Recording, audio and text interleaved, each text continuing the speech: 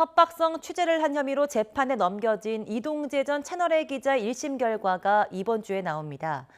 강요미수 혐의가 인정될지 법원 판단에 관심이 쏠리고 있는데요. 이른바 검언유착 의혹으로 시작해 독직 폭행과 추미애 윤석열 갈등으로까지 이어졌던 사건이라 더 주목받고 있습니다. 김경수 기자가 보도합니다.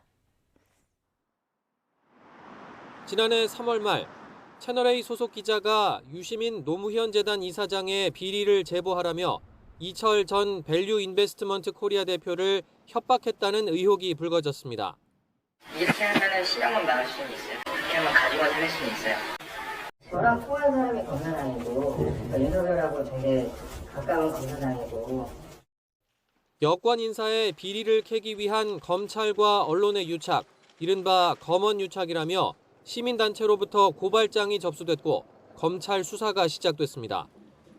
의혹의 당사자로 지목된 이동재 전 채널A 기자와 한동훈 검사장이 조사를 받았고 채널A 압수수색도 이루어졌습니다.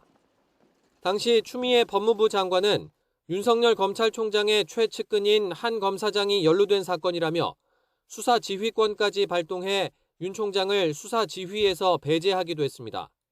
수사의 중립성, 수사의 독립성, 수사의 순결성을 해칠 우려가 너무나 농후해서 지휘권을 발동을 하게 된 것입니다.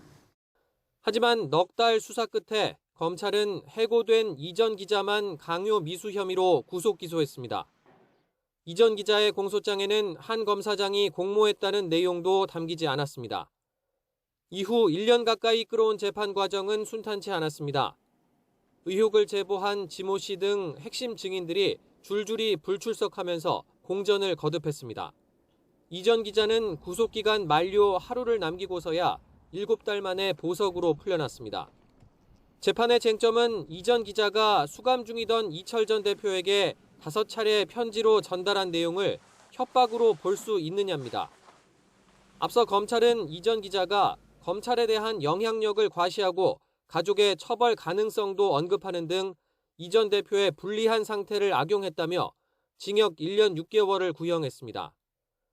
반면 이 전 기자는 공익 목적의 취재였고 이미 언론에 보도된 전망이나 예상을 말한 수준에 불과하다며 선처를 호소했습니다. 한동훈 검사장을 압수수색하는 과정에서 몸싸움을 벌여 독직 폭행 혐의로 기소된 정진웅 차장검사의 재판도 심리가 마무리돼 1심 선고를 앞두고 있습니다. 바라보는 시각이 크게 엇갈렸던 사건인 만큼 이 전 기자에 대한 법원의 판단에 관심이 쏠리고 있습니다. 또 대권 도전에 나선 추미애, 윤석열 두 사람에게는 어떤 영향을 미칠지도 주목됩니다. YTN 김경수입니다.